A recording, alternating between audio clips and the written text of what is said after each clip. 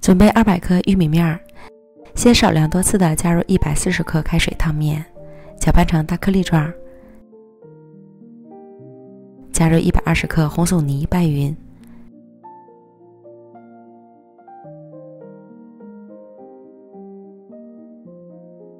再加入60克普通面粉、40克即食燕麦片、3克酵母，混合均匀。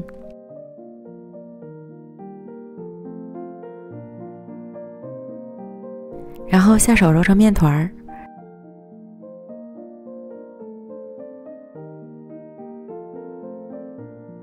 揉好之后是软硬适中的状态，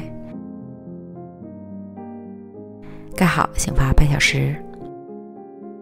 醒发好的面团它不会长大，但是内部已经充满了气孔，表面已经开裂。再加入40克红枣丁、30克葡萄干，揉均匀。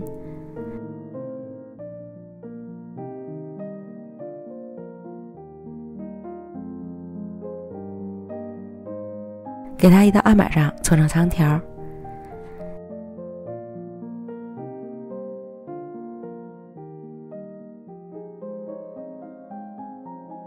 切成2厘米左右宽的段儿，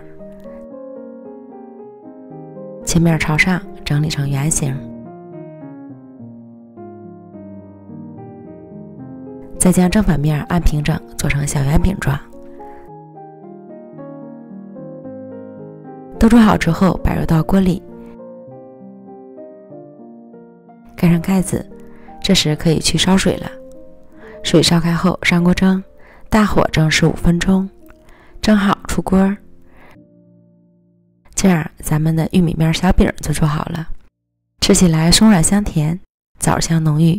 别看它是玉米面做的，但是完全吃不出粗糙的口感，比糕点还美味，真是越嚼越香。多吃粗粮有益健康，朋友们赶快做起来吧！美食天天更新，咱们明天见，拜拜。